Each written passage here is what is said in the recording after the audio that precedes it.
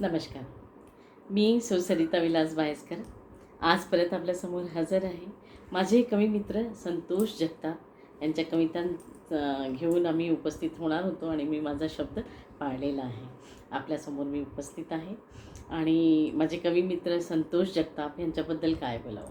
अतिशय उच्च दर्जाचे आणि उमदा कवी आहेत ते आणि त्यांचं लिखाण अगदी दर्जेदार असं असतं. फार सुंदर त्यांचे कविता संग्रह आलेले आहे. स्वरमयी, साजनकाठ आणि कृष्णिनी अतिशय सुंदर आहे. उपलब्ध होऊ शकेल तर आपण अवश्य वाचावे, आपल्याला प्रचिती येईल माझ्या शब्दांची. आणि आजच्या या भागात आपण त्यांच्या काही कविता ऐकणार आहोत. आमचे काही सारस्वत आपल्या पुढे ह्या कविता घेऊन येणार आहे. शब्दांवर अधिराज्य गाजवणारे असे हे आमचे कवी मित्र आहे. ह्यांच्या कविता आपल्यासमोर सादर करून आम्हाला अतिशय आनंद होणार आहे.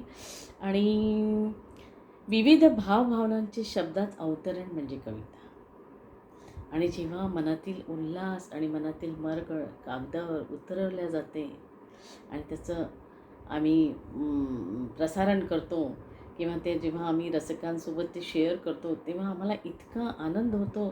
तेव्हा माणूस रित्या होत जातो नव्या उमेदीने जगण्यासाठी आणि नव्या प्रवासासाठी तो तयार होतो. तर अशा या कविता असतात आणि हा असा आम्ही भाग घेऊन तुमच्यासमोर उपस्थित होणार आहे. श्रावण्या अतिशय सुंदर कविता आहे. उन्हाळी तनामनाची लाही लाही सरून जेव्हा पावसाळी ऋतूंचे बहर नभातून ओघळत धरणीवर येतात तेव्हा आठवतो तो श्रावण. हो, श्रावण आठवतो. बहरलेला श्रावण, सृजनत्व ल्यायलेला श्रावण. कविमन फार निराळा असतं. कवीने या श्रावणाला आपल्या प्रेयसीचीच उपमा देऊ केली आहे. हो, आणि सुंदर असं नाव दिलेलं आहे श्रावण्या. श्रावण्या जी फार लावण्यवती आहे, तारुण्याने मुसमुसलेली आहे, सृजनशील आहे आणि तिच्यात एक वेगळाच वेग आहे. यंदाही तिने त्याच वेगाने यावे.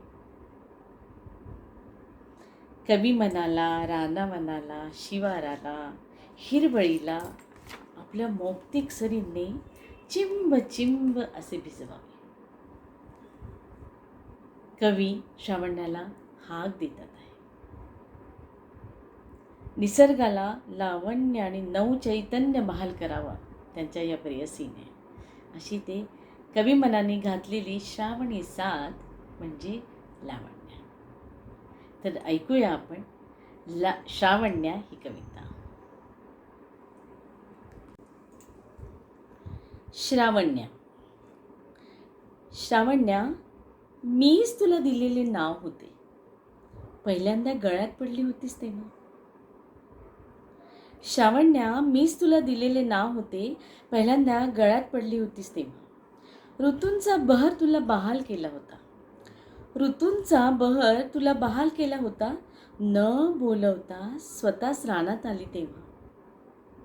या राना फुलांच्या कविता तुझ्या ओढणीवर लिहिल्या होत्या.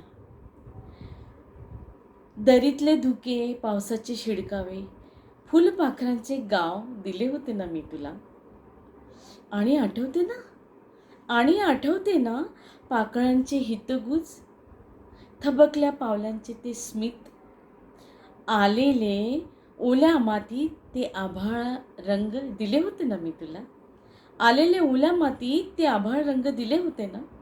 देहावर कोरून हे मेहंदीचे हात, देहावर कोरून हे मेहंदीचे हात, हिरवाईचे चुडे, केशर आभेची सांज, उभ्या पिकात बसून न्याहाळलेले क्षितिज. किती किती दिले होते, किती किती दिले होते, माझ्यातले सारेच काही तर दिले होते. निळ्या सावळ्या कविता झालो होतो मी रिता रिता. निळ्या सावळ्या कविता झालो होतो मी रिता रिता. सूर्यवचनांनी भरलेली ओटी, सूर्यवचनांनी भरलेली ओटी, अंगांगावर रेखाटलेली निळी मोर पिसेही दिली होती. माझ्या रान पाखरांची गाणी आणि अवघ श्रावणत्व दिलं होतं ना मी तुला. फक्त एकाच नावात, फक्त एकाच नावात, केवळ श्रावण्या. फक्त एकाच नावात श्रावण्या. या सुमनांची टवटवी, झाड पानांचे तरारलेपण, तुझ्या मिठीचे शहारलेपण आहे आजही इथेच, याच रानावनात. आहे आजही इथेच, याच रानावनात. ये तू ही तशीच नवयौवना, तुझ्या तलम ओढणीला हवेवर लहरवत, तुझ्या तलम ओढणीला हवेवर लहरवत, गर्द केश कलाप उडवत, झोकून दे तशीच अगदी सहज स्वतःला या बारावर.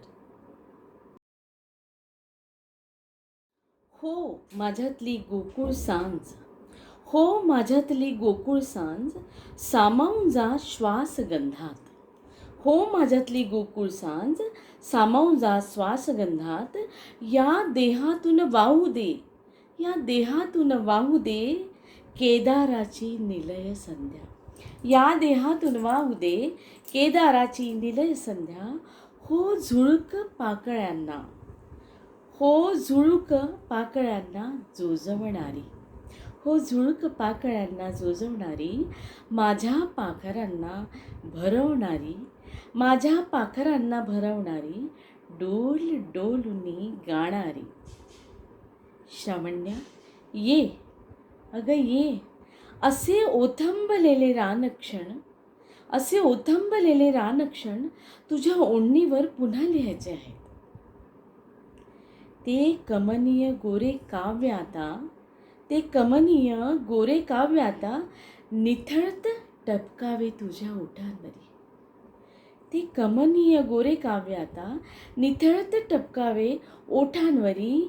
एक ओळ यावी इंद्रधनुषी, एक ओळ यावी इंद्रधनुषी श्रावणलेल्या बेटांवरी. एक ओळ यावी इंद्रधनुषी श्रावणलेल्या बेटावरी. श्रावण्या. स्वरमयी ही संतोष सरांची एक नवीन कविता आपण ऐकू. अतिशय सुंदर कविता आहे. श्यामल पावा गुंजारतो आणि आसमंती स्वर साम्राज्य व्यापलं जातं. स्वर म्हणजे गाण्याचा आत्मा.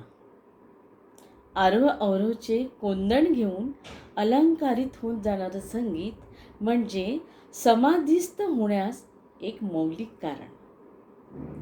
आणि असं समाधिस्थ करणारं संगीत, निनादणारे स्वर, साऱ्या रागदाऱ्या जेव्हा कृष्णाच्या पाव्यातून आळवल्या जातात ना, तेव्हा ते सूर रुणझुणत वाऱ्यावरी तरंगत प्रेम सखी राधाच्या अंगी विसावतात. आणि त्या प्रेमात आकंठ बुडालेली राधा, वेणुमय झालेली, स्व विसरलेली ती कोमलांगी राधा स्वरमयी होऊन जाते. किती सुंदर ना. तर आपण आता ऐकूया स्वरमयी ही कविता रत्ना हिले यांच्या आवाजात.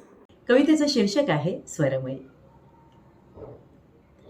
मारू बिहाग छेडीला यमन लागला नीट, मारू बिहाग छेडीला यमन लागला नीट, कंठातील स्वरावर लावती काजळ तीट, कंठातील स्वरावर लावती काजळ तीट.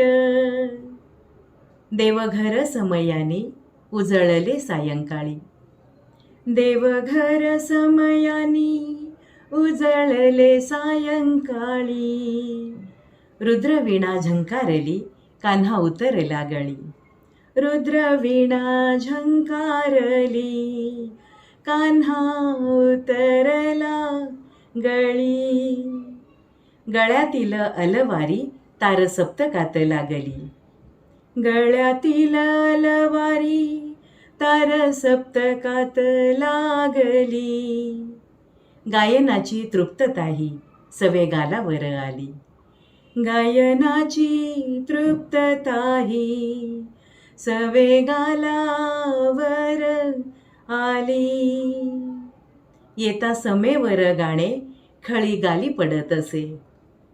येता समेवर गाणे खळी गाली पडत असे.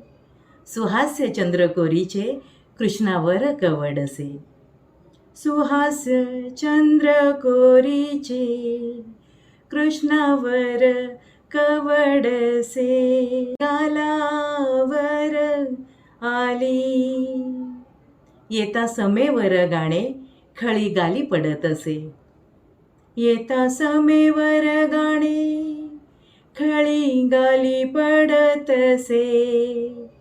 सुहास्य चंद्रकोरीचे कृष्णावर कवडसे. सुहास्य चंद्रकोरीचे कृष्णावर कवडसे. माळलेल्या मोगऱ्याची कुंतल काया साजिरी. माळलेल्या मोगऱ्याची कुंतल काया साजरी. मूर्तिमंत शालीनता राधा गोड गोजिरी गोजिरी. मूर्तिमंत शालीनता राधा गोड गोजिरी गोजिरी. समारोप गायनाचा घेतला शिवरंजनी. समारोप गायनाचा घेतला शिवरंजनी. साकारली स्वरमयी स्वरमंडपाची लेणी. साकारली स्वरमयी स्वरमंडपाची लेणी. साकारली स्वरमयी स्वरमंडपाची लेणी.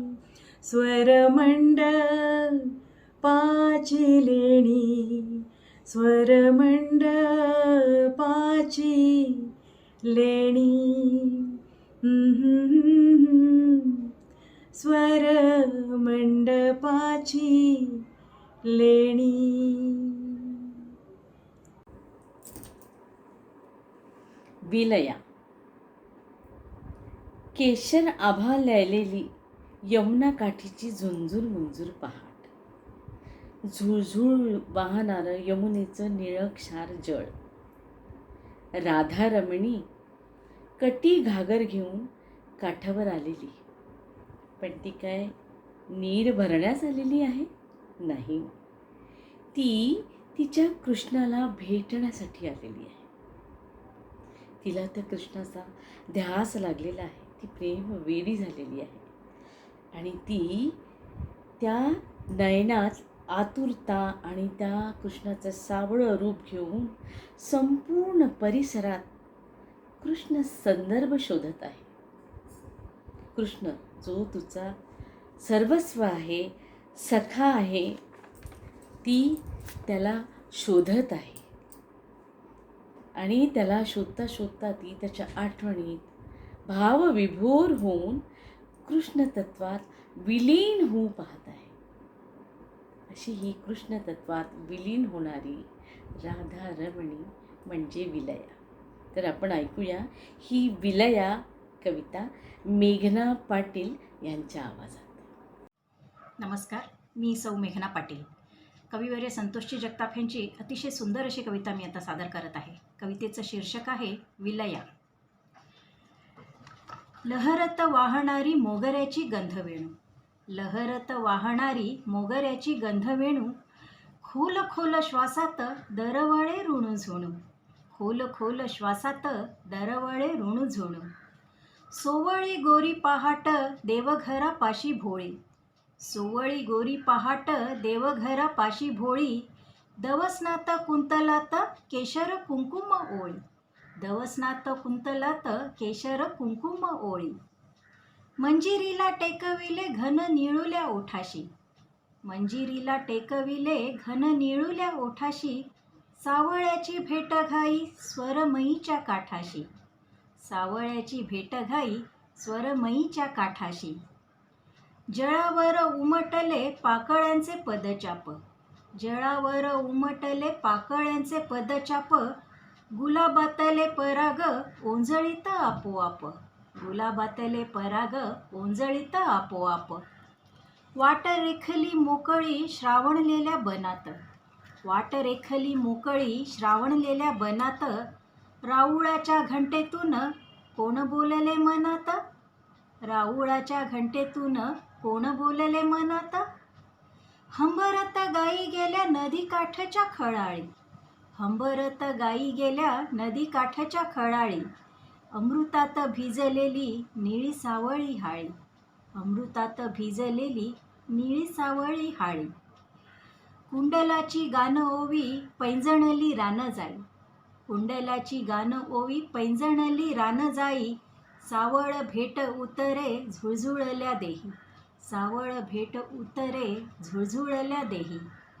पाव्यातली वेळू वाट, पाव्यातली वेळू वाट मागे पडली लीलया, पाव्यातली वेळू वाट मागे पडली लीलया. घागर भरता भरता विरघळलेली विलया, घागर भरता भरता विरघळलेली विलया, विरघळलेली विलया. धन्यवाद. आता ऐकूया खोडी ही एक बालकविता. भावंडांची भांडणं ही घरोघरची, बहीण भावाचे लुटुपुटीचे भांडण नी दिल जमाई ही नित्याचीच बाब. भावाने खोडी काढून बहिणीला त्रास द्यावा नी प्रेमाने समेट घडवून आणावा. खरंच हसू येतं आणि यामागची त्यांची ती प्रेमाची भावना. हसू येतं आणि गंमतही वाटते. तर या संदर्भातली एक बालकविता घेऊन आमची गोड गोंडस बाहुली येते आहे सरस्वती. तर या छोट्या पिल्याच्या आवाजात आपण ऐका बालकविता खोडी. कसा चिडवतो बघ ना गोपुड्या, पाठी बोलूया मारतोय उड्या. बाहुली ओढून बाहेर पळतो, पळताना माझे कानही पिळतो. घरकुल किती मांडले सुरेख, खेळ रजतास करे फेकाफेक. असाच वाढ आमचा भावड्या, त्याच्या पाठीवर माराई छड्या. गालगुच्छ धरी केस सोडणारा, नको असा दादा दावा साधणारा. म्हणता आईने घरात कोंडले, म्हणता आईने घरात कोंडले. पाठीवर बळ झाले लाले लाल, रडून रडून सुजले गाल. रुसून बसला कट्टी धरलेली, रुसून बसला कट्टी धरलेली. हालते पाहून मीच रडवेली, हालते पाहून मीच रडवेली. हळूच गोकुळा आवाज घातला, चुकले रे माझे हात मागितला. खेळ खाऊ दिला मी रांधलेला, खेळ खाऊ दिला मी रांधलेला. गळ्यात पडून झाला रडवेला, गळ्यात पडून झाला रडवेला. मैत्री झाली मग खेळायला येई, खिशातून चॉकलेट काढून देई. तूच माझी ताई मीच खोडकर, तूच माझी ताई मीच खोडकर. माझ्या पाठीवर खूप गुड्डे मार. क्षण ही कविता आता ऐकूया आपण नीलम यांच्या आवाजात. क्षण ही कविता आयुष्यातील अलवार क्षणांची आठवण आहे. त्या क्षणांची सोबत ही आयुष्यभर आपल्या सोबत असते. ते क्षणात मनातील आनंद उल्हास जिवंत ठेवतात. ते क्षण मनातील आनंद आणि उल्हास जिवंत ठेवतात. त्या रम्य क्षणांचे स्मरणच एका नितांत सुंदर कवितेचा विषय होऊ शकतात हे जाणवले. आणि तारुण्याच्या भरात उपभोगलेल्या अनुभवलेल्या नितळ तरीही बेफाम गुलामी सोबतीची सहवासाची ही कविता क्षण. तर आपण आता ऐकूया. नमस्कार, मी नीलम नामुनगडे क्षण ही कविता आपल्यासमोर सादर करत आहे. क्षण हेच ते क्षण आहेत ना, हेच ते क्षण आहेत ना. गच्च हातातले इव्हनिंग शोच्या मूव्हीतले घट्ट बिलगून बसायचे, खांद्यावर डोके टेकवायचे, ऑनस्क्रीन आपले स्वप्न उलगडताना पाहण्याचे. असेच ते क्षण तेव्हाही होते, असेच ते क्षण तेव्हाही होते, मोहरलेले, थरथरलेले, श्वास श्वासात भरलेले. तो गंध सांज वेळेचा, त्या मोगर कळ्यांचा, स्वप्न उमललेल्या यौवन पाकळ्यांचा. इथेच तर आहेत सखे, इथेच तर आहेत सखे, सांजवेळी दूरवर मारलेला फेरफटका, तुझे खळाळत हसणे अन राग लटका. घनगर्द आषाढात भिजलेली सांजरात अजून आहेत हातातले न सुटणारे हात. कट्ट्याच्या कोपऱ्यावरचे वाफाळलेले कॉफीचे मग, कट्ट्याच्या कोपऱ्यावरचे वाफाळलेले कॉफीचे मग, घोटाघोटातून शिरलेली गोड उबदार रग. कधी घाटमाथ्यावर कोसळत्या धारांचं वेग, कडेकपारीत खोल लपलेले स्तब्ध थवे. स्टॉलवरची कांदा भजी, कधी खासात लागलेली तिकडे मिरची. ते तुझ्या डोळ्यात आलेले पाणी, ती तोंड पोळल्याची कहाणी. ती मक्याची कणसे शेगडीवर रसरसलेली, हसत आवेगात पाठीवर थाप बसलेली. सारं सारं काही ह्याच क्षणांची देणं आहे, सारं सारं काही ह्याच क्षणांची देणं आहे. ते ओले निशब्द परतीचे पाय मी कधी विसरू शकेल काय. ह्याच क्षणांनी जगवले फुलवले, काळजातले गाव स्वप्नवत खुलवले. हेच ओले भिजलेले पाऊसगंध प्यालेले, अक्षरक्षण आलेले धारात, वेच सखे सरदशा वाऱ्यात. तुझ्या मोरपंखी ओढणीला लपेटून ये सांज भेटीत, तुझ्या मोरपंखी ओढणीला लपेटून ये सांज भेटीत. मग पाहिजे ते माग गोडी गुलाबीत, दे तशीच पहिली एकेरी नावाची हाक. अन गोऱ्या खळीत लाजत मानेने वाक. ते नितळ झरझरणारे राधारंग आहेत ग मिसळलेले पाऊस अंग. ह्याच बहरांना पुन्हा नव्याने जगूया, आषाढाचे देणे ये कवितेत बघूया. ह्याच बहरांना पुन्हा नव्याने जगूया, आषाढाचे देणे ये कवितेत बघूया. थँक्यू. अज्ञानी मन पामर वेडे, मोहमायेचे त्यावर पगडे, मोहमायेचे त्यावर पगडे. चरणी तुझिया या मनाला मुक्ती मोक्ष लाभले, ओ मुक्ती मोक्ष लाभले. असं हे अज्ञानी मन आहे आणि यावर मोहमायेचा पगडा आहे. कारण जीवनच इतकं सुंदर आहे. गाणं आहे ना, या जन्मावर या जगण्यावर शतदा प्रेम करावे. हे जीवन इतकं सुंदर आहे, सुख दुःखाचे वळण आहे या आयुष्याला, पण तरी पण माणूस गुरफटलेला आहे. कुडीतनं या देहातनं या कुडीतनं आत्म्याला जाण्याची वेळ येते तरी जीव इथेच घुटमळतो. जावं वाटत नाही, सोडा वाटत नाही जग. जगाशी असलेले बंध तुटू नये असं सारखं मानवी मनाला वाटतं. वैकुंठवारीची वेळ येते तरी पण मन घुटमळतं. मनास पडलेली ही भूल त्यास याच गोकुळात रममाण वयास भाग पाडते. प्रेम आणि सुख बंधात अडकलेला हा जीव याची कथा सांगणारी ही कविता श्वास. आपण ऐकूया रंजना देशमुख यांच्या. श्वास घेतला अखेरचा आभास सोडला नाही, श्वास घेतला अखेरचा आभास सोडला नाही. सोडले देठ डहाळीचे निश्वास सोडला नाही, सोडले देठ डहाळीचे निश्वास सोडला नाही. माझे घनगर्द रूप पडसाद सावलीचे, माझे घनगर्द रूप पडसाद सावलीचे. हिरवळलेला गाव कधीच सोडलं नाही, हिरवळलेला गाव कधीच सोडला नाही. गळलेल्या पानातही माझे निवांत गोकुळ, गळलेल्या पानातही माझे निवांत गोकुळ. झुळझुळणारा पावा अंतरात बाकी काही, झुळझुळणारा पावा अंतरात बाकी काही.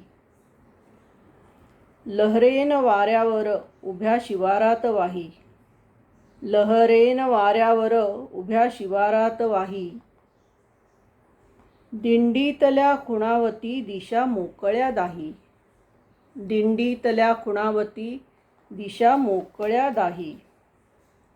मातीतला गंध ओला पालखीचा मान देई, मातीतला गंध ओला पालखीचा मान देई.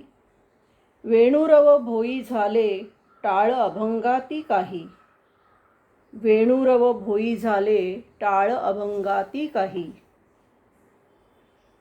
घुसळून रात्र भेटे कीर्तनात मध्यरंगी, घुसळून रात्र भेटे कीर्तनात मध्यरंगी. वीणेवर गाता गाता राधा भेटायला येई, वीणेवर गाता गाता राधा भेटायला येई. दिगंताचे दूत आले नेण्या रथ मोरपीस, दिगंताचे दूत आले नेण्या रथ मोरपीस. गाव सानुले इतुके पाय निघतच नाही, गाव सानुले इतुके पाय निघतच नाही. इथे मातीत निजतो माय पांघरुण देई, इथे मातीत निजतो माय पांघरुण देई. तिच्या पदराची सर चांद आभाळाला नाही, तिच्या पदराची सर चांद आभाळाला नाही. धन्यवाद. सावळा विठ्ठला तुझ्या दारी आले, सावळा विठ्ठला तुझ्या दारी आले.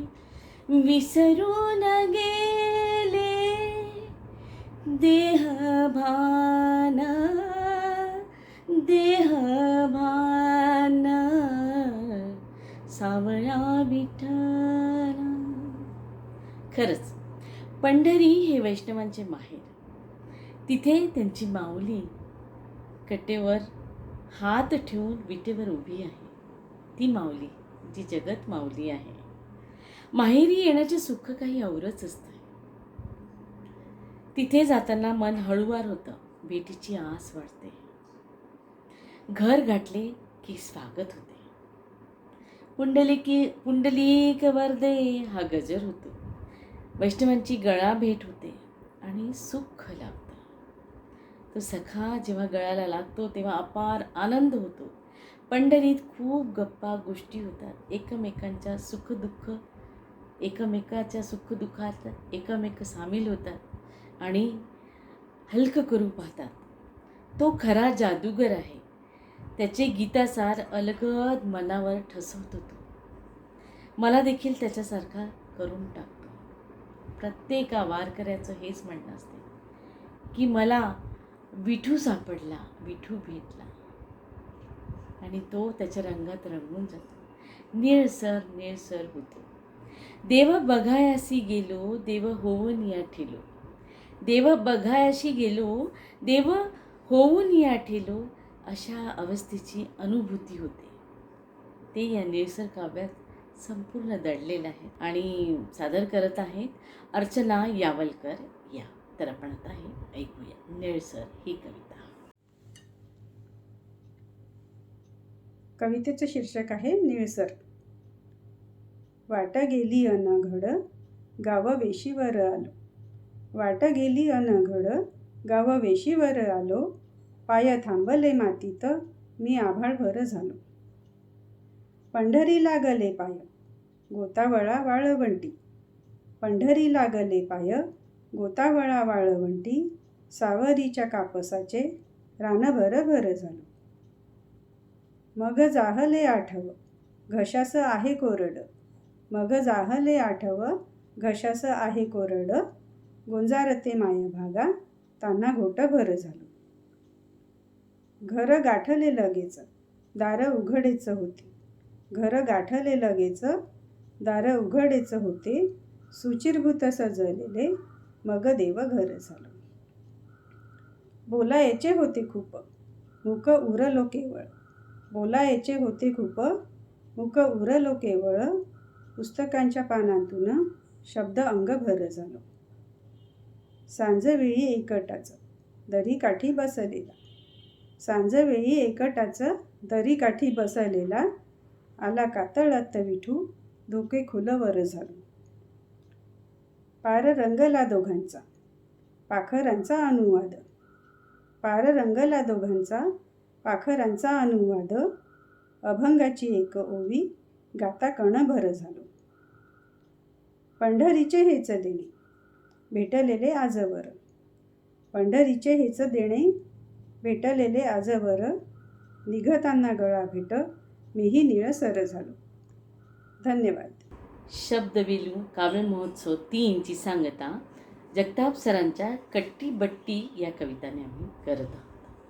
पण एका भागात सरांच्या कवितेचा प्रवास मांडणे अशक्य, केवळ अशक्य.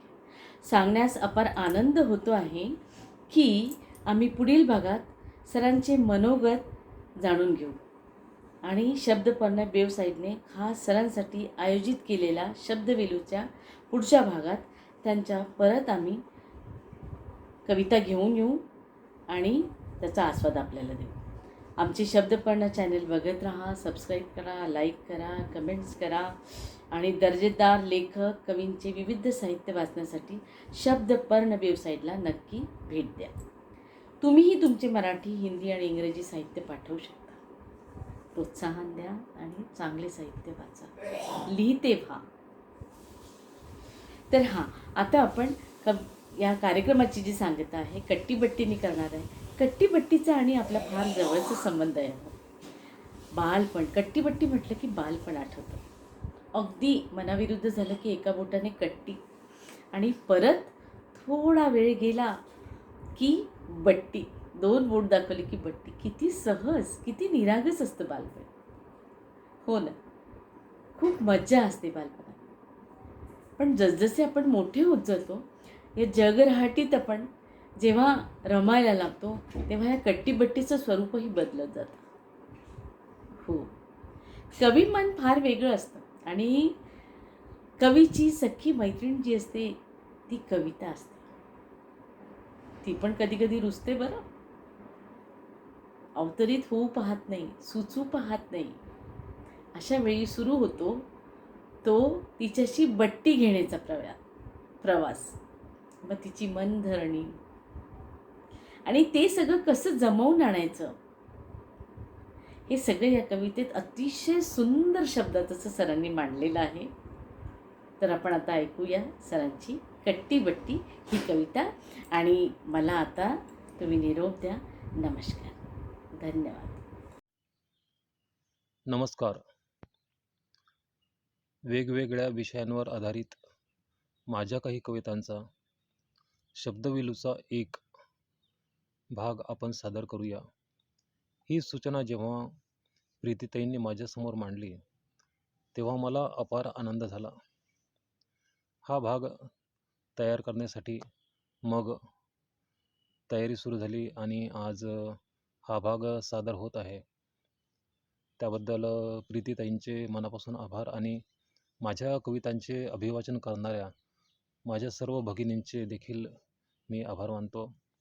आणि हो, चिमुकली सरस्वती जी माझी एक कविता सादर करणार आहे तिचे देखील खूप खूप कौतुक. आज या कार्यक्रमात मी देखील माझी एक कविता सादर करणार आहे. त्या कवितेचे शीर्षक आहे कट्टीबट्टी. कट्टीबट्टी म्हणजे आपण लहानपणी मित्रांसोबत खेळताना काही रुसवा धरायचो, भांडायचो, रागवायचो आणि त्यावेळेस कट्टी धरायचो आणि मग काही वेळानंतर राग ओसरल्यानंतर परत दोस्ती व्हायची म्हणजे बट्टी व्हायची. तर कधी-कधी कविता लिहिताना देखील अशी अवस्था येते, की आपल्याला पुढची ओळच सुचत नाही आणि ती ओळ जर आपल्यावर रुसली, तर मग पुढची कविता लिहिणे थांबून जाते. एक पठारावस्था लिखाणामध्ये येऊन जाते आणि मग पुढे काहीच सुचत नाही. तर असं वाटतं की ओळ आपल्यावर रुसली आहे आणि त्याच संकल्पनेवर आधारित मी एक कविता लिहिली होती, कट्टी बट्टी. तर आज ती कविता तुमच्यापुढे मांडतो. कट्टी ओळीने केली आणि मी तिला समजवण्यासाठी जे म्हणतो किंवा जो हृदयसंवाद सादर करतो, तर तो कट्टीचा भाग आणि ओळीने रुसवा सोडल्यानंतर ती जे मनोगत मांडते, तो भाग म्हणजे बट्टी. अशा 2 भागात मी माझे कवितेचे निवेदन केले आहे. तर ऐकूया आपण माझी कविता कट्टी बट्टी. हा भावनांचा अलवार गाथा कुणाच्या पाठी ठेवावा, ओळच रुसली तर कुठे ठाव मागावा. तुझ्याशिवाय माझे पानही हलणार नाही, जमलेले धुके निवळणार नाही. तुझ्याशिवाय माझे पानही हलणार नाही, जमलेले धुके निवळणार नाही. मी किती काय काय आणले आहे बघ ना. फुललेली सकाळ आणली, भेटायला म्हणून रानफुले आणली. रात्रीच तोडून ठेवलेल्या चांदण कळ्या, तुझे आवडते प्राजक्त गंध. बघ ना, सारं काही ओंजळ भरून भरून आणलं. आणि तूच अशी कट्टी घेतल्यावर कसे होणार? तूच तर आरंभ आहेस ग, तूच तर आरंभ आहेस ग माझ्या इवल्याशा पावलांचा. तूच चालायला शिकवले, रांगायला शिकवले आणि बोट धरून इथे तिथे नेले. रानातले रंग दाखवले, बोबड्या जिभेवर बोल दिले. रानातले रंग दाखवले, बोबड्या जिभेवर बोल दिले आणि आज तूच रुसली आहेस. मी स्तब्ध उभा आहे एकाच जागी. मी स्तब्ध उभा आहे एकाच जागी. काहीच सुचेना, अजिबात करमेना. माई सूर गवसत नाही, माई सूर गवसत नाही, लेखणी धरवत नाही. हे आभाळलेले क्षण कुठे रिचवावे, हे आभाळलेले क्षण कुठे रिचवावे. सांजवेळी दीप कुठे लावावेत. तूच सांग ना, असे कुठे असते का? तूच सांग ना, असे कुठे असते का? लेकरावर आई रुसत असते का? एवढेच म्हणेन की चुकले असेल तर मायेने पदराखाली घ्यावे. एवढेच म्हणेन की चुकले असेल तर मायेने पदराखाली घ्यावे. तुझ्यातील वात्सल्याचे महाकाव्य व्हावे. तुझ्यातील वात्सल्याचे महाकाव्य व्हावे. आणि मग ओळ खुलते, बोलायला लागते. आमची बट्टी होते आणि बट्टी झाल्यानंतर काय घडतं ते आता या भागात मांडतो. कट्टी संपली, आपली बट्टी झाली. कट्टी संपली, आपली बट्टी झाली. माझी ओळ हसत हसत लिहिताना जवळ बसली. आणले होते तिने ओंजळभर अक्षर, रानफुलं, काही मोरपिस, पाखरांची चिवचिवाट अन इवल्याशा चांदण्या. फुलपाखरांचे रंग घेऊन आले. आणले होते तिने ओंजळभर अक्षर, रानफुलं, काही मोरपिस, पाखरांचे चिवचिवाट आणि इवलाल्या चांदण्या. फुलपाखरांचे रंग घेऊन आली. अरे दादुड्या, अरे दादुड्या, मी कशी रुसणार तुझ्यावर? इथेच तर होते मी, तुझ्या आसपासच. थोडं पुस्तकांच्या जगात गेले होते, थोडं पुस्तकांच्या जगात गेले होते. शेतात फेरफटका मारून आले, पिकांशी बोलून आले. येताना पारावर हात जोडून आले. हात जोडून निघता निघता त्याने तुझ्यासाठी निळे सावळे अभंग हाती ठेवले. येताना पारावर हात जोडून आले. हात जोडून निघता निघता त्याने तुझ्यासाठी काही निळे सावळे अभंग हाती ठेवले. लिही आता, लिही आता, आठवतं ना तुला? मी तुला पाटीवर ग म भ न गिरवायला शिकवलं होतं. वर्णांशी गट्टी करून दिली होती. आणि आठवतं? तू लिहायला लागल्यावर सर्वात पहिला शब्द आई लिहिला होता. आणि तुला आठवतं? तू लिहायला लागल्यावर सर्वात पहिला शब्द आई लिहिला होता.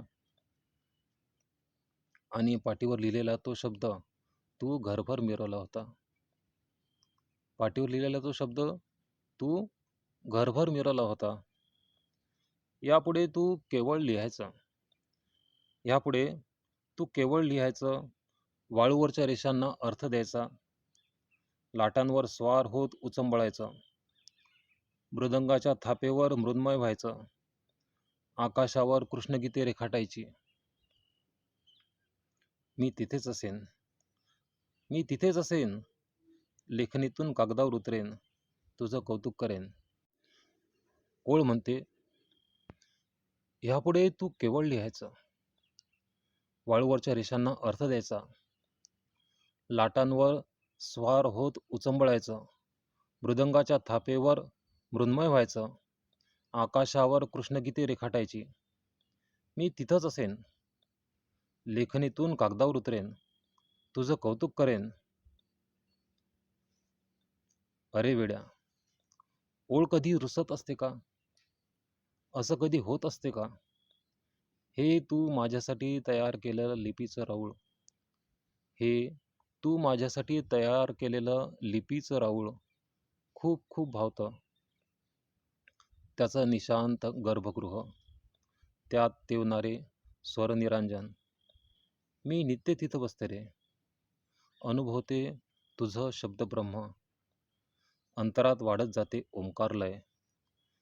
तिथंच सावळे हाकारे ऐकू येतात. ही तुझी ओळ अगदी सनई होते. बहरलेली जुई होते. मग सांग कशासाठी रुसणार मी? तो बट्टीचा गहिवरलेला क्षण. तो बट्टीचा गहिवरलेला क्षण आला ओघळून. तो बट्टीचा गहिवरलेला क्षण आला ओघळून दोघांच्याही डोळ्यातून. लिहिता लिहिता खूप खूप बोललो. गप्पा केल्या. लिहिता लिहिता खूप खूप बोललो. गप्पा केल्या. आणि दोघेही हसलो मनमुराद. तसे सारे शब्दही खुदखुदू हसले. लिहिता लिहिता खूप खूप बोललो. गप्पा केल्या. आणि दोघेही मनमुराद हसलो. शब्दही खुदखुदू हसले. ओळ माझी माई, तू अन्वयार्थ आहेस ग जगण्याचा.